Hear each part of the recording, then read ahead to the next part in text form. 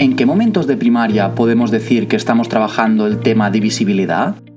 Con el tema de divisibilidad pasa lo mismo que con otros temas, digamos, por ejemplo la proporcionalidad, que aparecen en realidad en primaria en diferentes momentos, en realidad desde la etapa inicial, desde que comienzan el primer ciclo de primaria, ya van apareciendo estos conceptos, pero es en el tercer ciclo en que tienen, digamos, una presentación oficial.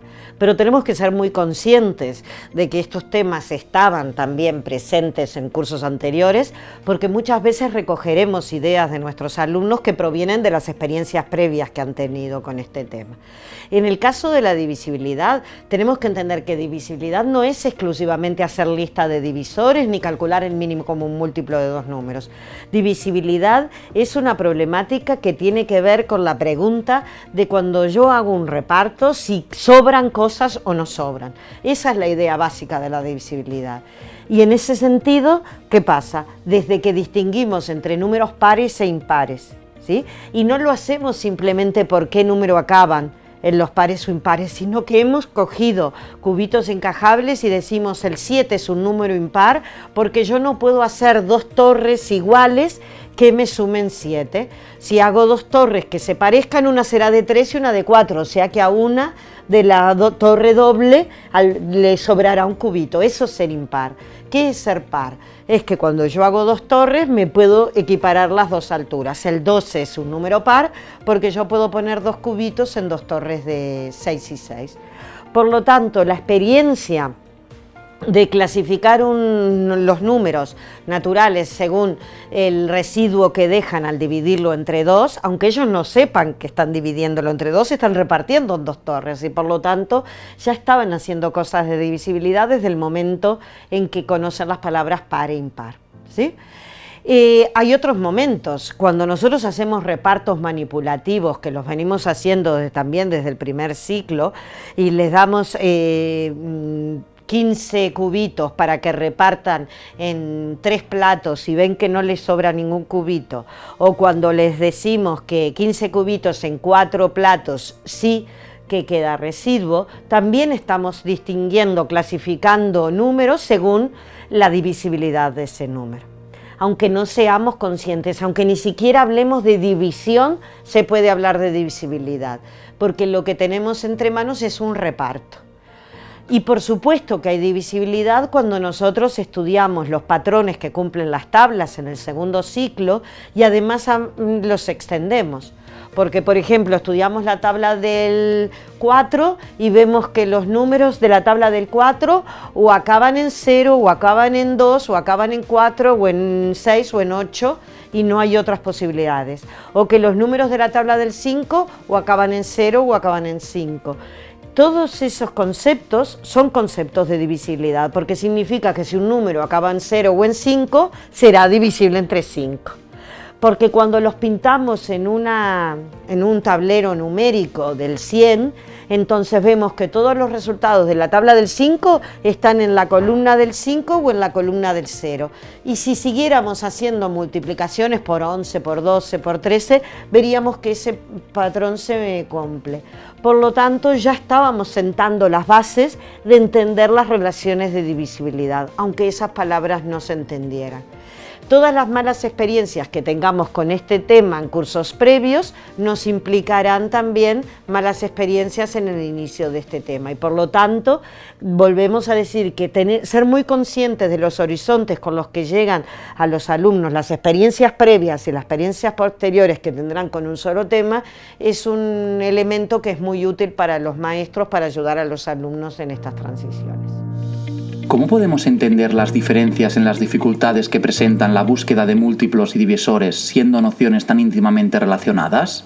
Efectivamente, siempre podría, llamar la atención, si vamos como desprevenidos al tema, porque la relación de divisor y múltiplo es súper directa, es como ser tío y sobrina, como ser inquilino y arrendatario, digamos. Si el 3 es un divisor del 27, es porque el 27 es un múltiplo del 3. Y entonces, estando tan ligadas, podríamos pensar que tienen exactamente la misma dificultad. Y cuando vamos con esas expectativas, nos chocamos contra la realidad. A los alumnos les cuesta muchísimo más hacer una lista de divisores que hacer una lista de múltiplos. Y claro, podríamos decir eso es absurdo porque la lista de múltiplos es infinita y la de división y la de divisores se acaba. Pero justamente eso ya veremos que nos provoca unas dificultades intrínsecas que son muy interesantes de analizar. La lista de múltiplos, cuando yo pido todos los múltiplos del 7, aunque las dificultades estén en el cálculo mental y pueda equivocarme en alguno, todos tenemos muy claro cuáles son todos los múltiplos del 7. Empezamos en el 7 y saltamos 7, 7, 7, 7, ¿no? Son 7, 14, 21, 28, 35 y así sucesivamente. Es como muy mecánico entender qué es la lista de múltiplos, porque lo único que vamos haciendo en principio parece que es sumar. Por eso, nosotros, para que las dificultades no se las encuentren los alumnos a posteriori, tenemos que estar alertas de esta falsa, digamos, simplicidad que tiene el tema y ser muy creativos en el momento que hacemos preguntas. No me interesa que escriban 20 múltiplos del 7, porque si eligen y me escriben 20 múltiplos del 7 a partir del 7, entonces no será muy creativa. Pero si yo le pido a los alumnos que me digan 3 múltiplos del 7 de 3 cifras, entonces la cosa es un poco más exigente para los alumnos. Si le pido que me digan múltiplos del 7 que estén entre 80 y 100, entonces, claro, ¿cómo hago para hacer eso? Y entonces lo que puedo decir es, bueno, yo ya sé que el 70 es un múltiplo de 7, y entonces empiezo a hacer los saltitos desde 7 desde ahí.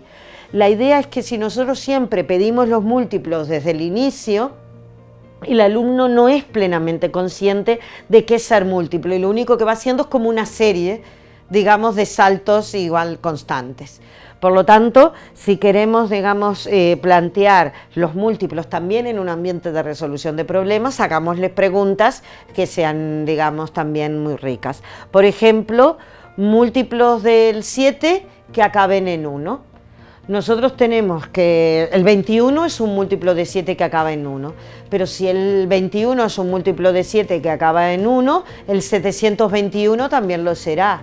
Y el 7021 también, y así generamos un conocimiento de qué es ser múltiplo mucho más profundo. Con las listas de divisores no hace falta que seamos tan creativos, porque ya el solo pedido de que me den una lista completa de los divisores de un número es mucho más sofisticado. Por ejemplo, una de las sofisticaciones que tenemos es que la cantidad de divisores que tiene un número puede variar radicalmente. Hay números grandes que tienen pocos divisores y números pequeños que tienen muchísimos divisores. Y además, para no olvidarnos de ninguno, tenemos que ser muy sistemáticos. Si yo quiero calcular los divisores del 50, tengo que ir repasando, barriendo todos los números que pueden ser divisores del 50 con una, digamos, exhaustividad que me permita decir, son estos y no hay ninguno más que estos, ¿sí? Y por lo tanto, siempre es mucho más exigente desde el punto de vista de las dimensiones calcular la lista de divisores que calcular la lista de múltiplos. Y de esa dificultad tenemos que ser muy conscientes. ¿Por qué en el laboratorio de números no presentamos los algoritmos de cálculo del máximo común divisor y el mínimo común múltiplo? La primera razón es porque todavía no los necesitamos, digamos, ¿no? Algoritmizar estos cálculos significaría que tenemos una necesidad para resolver situaciones contextualizadas de cálculos muy sofisticados que no los pudiéramos hacer con lo que ya sabemos de nuestro concepto de divisor o de múltiplo, ¿no? Y además porque tenemos que tener presente lo que siempre comentamos, y es que la presentación prematura de un algoritmo provoca pasividad cognitiva. Cuando a un alumno le presentamos un algoritmo del máximo común divisor, se olvida de que está calculando de los divisores los que tienen en común, y de esos divisores que tienen en común el más grande, Por eso es máximo, por eso es común, como digamos común como repetido y divisor. Y lo que nos interesa a nosotros es que tengan un acercamiento mucho más competencial acerca de esto. Estaríamos perdiendo la oportunidad de trabajar en un rincón que para nosotros es paradigmático de la resolución de problemas, porque lo que yo tengo que hacer si me preguntan una situación que requiere calcular el máximo común divisor de dos números, calculo los divisores de uno, calculo los divisores del otro, miro cuáles están repetidos entre una y la otra lista y de todos ellos me quedo con el más grande. Y entonces entiendo que lo que estoy buscando son un número entre el cual puedo repartir el primero, un número entre el cual puedo repartir el segundo que me daba, y de todas las opciones de divisores comunes me quedo con el más grande porque eso puede ser que la situación me lo requiriera. Pero el tema de algoritmizar demasiado pronto en este tema no está exclusivamente con el cálculo de máximo común divisor y mínimo común múltiplo, que los alumnos pasan a focalizar únicamente la atención en si eran los factores comunes o no comunes con el más grande exponente o con el menor exponente. Nosotros nos queremos alejar de eso y hacerlo conceptualmente. Pero también tenemos que ser muy cuidadosos cuando hacemos la descomposición factorial de un número. Descomponer factorialmente un número es fundamental porque lo que quiere decir es romperlo como en sus trocitos más pequeños, sus átomos, en los números que lo conforman. Por lo tanto, es una actividad muy importante. Pero nosotros no podemos esperar que un alumno, si yo le pido que me descomponga factorialmente el número 35, lo que me haga es hacerme la descomposición factorial, ¿sí? Ni árboles, ni el algoritmo más tradicional de hacer descomposiciones factoriales, que era aquel de que hacíamos una raya vertical y poníamos los factores. 35, la descomposición factorial, es 5 por 7, porque es la única multiplicación que yo puedo hacer entre números naturales que me dé 35 sin usar el 1, que no es un número primo y por lo tanto lo hemos descartado. Eso necesitamos que los alumnos lo tengan muy muy claro. Y esto es un producto fundamentalmente de saber bien las tablas y de haber hecho un acercamiento a las tablas que sea muy, digamos, muy consciente de que no es todo sustituible por hacerlo con calculadora. Hay operaciones relacionadas con las tablas que los alumnos que no han adquirido ese conocimiento lo arrastran. Lo hemos comentado en una cápsula de proporcionalidad y lo podríamos comentar en esta. No saber las tablas nos da dificultades muy importantes para entender el tema de divisibilidad. Pero me gustaría mostrar otro ejemplo que, digamos, algoritmizar estos procesos es inadecuado. Si yo a un alumno le pido que me descomponga factorialmente el 1000, un alumno que solo tiene un acercamiento algorítmico a este tema, podría ser, bueno, 1000 es 2 por 500, aunque lo haga en árbol, pero si lo va haciendo de esta manera es 2 por 500, el 500, 2 por 250, el 250, 2 por 125, el 125, 5, y aquí los cálculos ya se complican, por 25. Y después llega la descomposición factorial de que es 2 por 2 por 2 y 5 por 5 por 5. Pero la verdad es que lo está haciendo de una manera muy poco eficiente. Si nosotros entendemos que descomponer factorialmente un número es romperlo, de manera que multiplicaciones de números más pequeños que me den el resultado, 1000 de manera natural es 10 por 10 por 10. Y cada 10 es un 2 por 5. Por lo tanto, yo tengo que saber que el 1000, la descomposición factorial del 1000 son 3 doces y 3 5 de una manera mucho más natural. Si nosotros focalizamos en el algoritmo, estos conocimientos los perdemos y por lo tanto nosotros pretendemos que los algoritmos presentarlos tan tarde como sea razonable y darle la oportunidad al alumno para que piense, reflexione y haga matemáticas con estos temas que le presentamos.